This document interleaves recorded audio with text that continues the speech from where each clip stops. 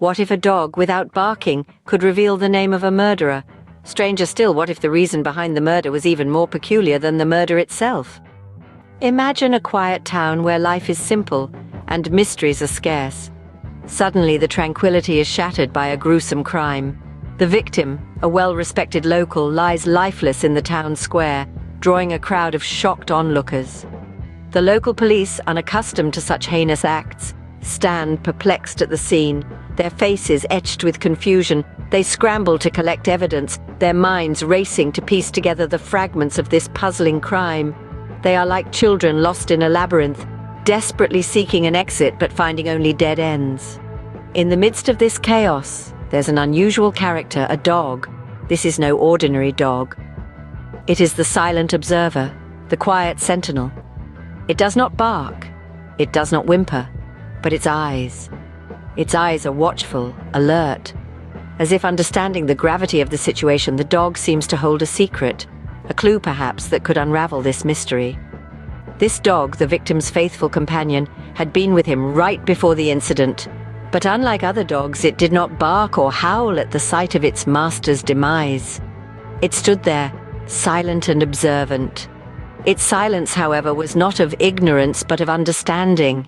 It was as if it knew something vital that could help solve this crime.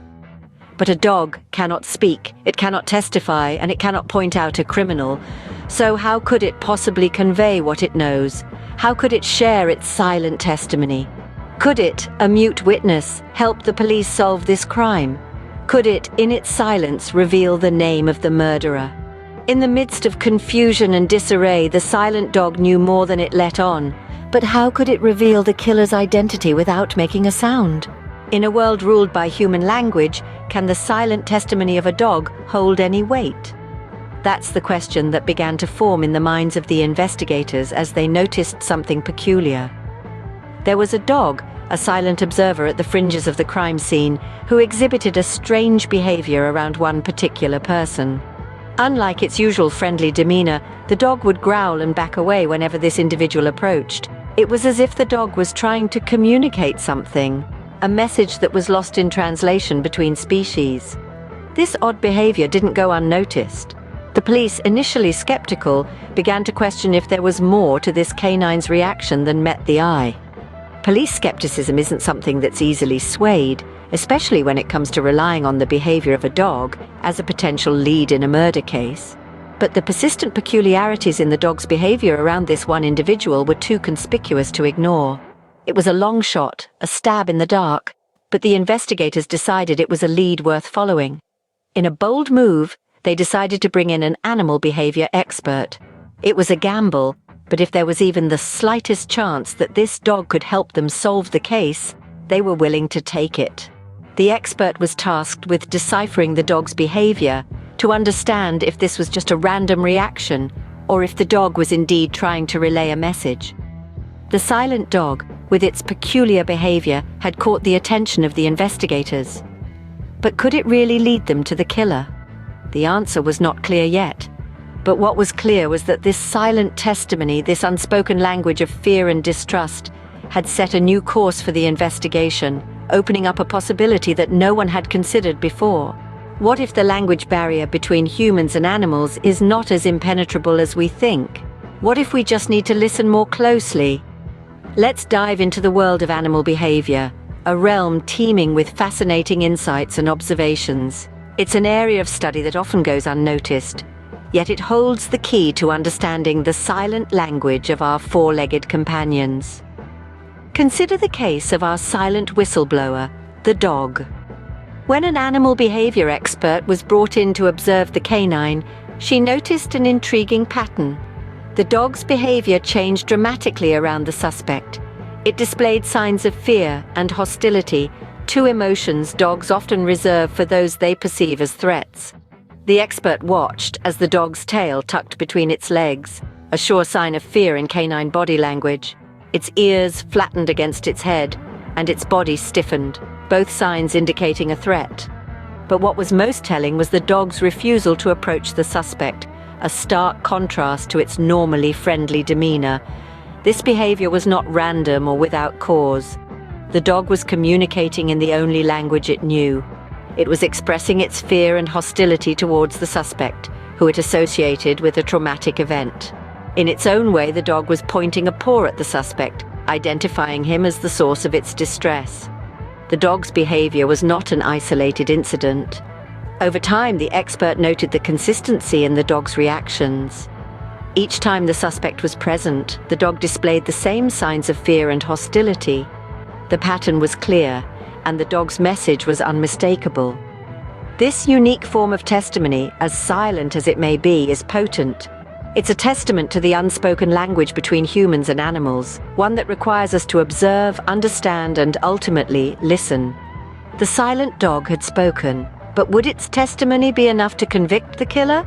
The answer lies in our ability to understand this unspoken language and give voice to those who cannot speak for themselves. Sometimes the motive behind a crime can be stranger than fiction. Just as we thought we'd seen it all, the tale took an unexpected twist, spinning a web of intrigue that was far from ordinary. The killer, when apprehended, confessed without hesitation. His words painted a vivid image of a mind clouded by obsessions. His motive, however, was not driven by the typical elements of greed, revenge, or hate.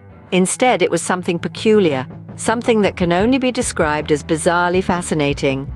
The killer claimed he was drawn to the victim's house by an irresistible force, a force that he believed was emanating from the silent dog. The dog, he claimed, had been sending him telepathic messages for weeks, urging him to come to the house.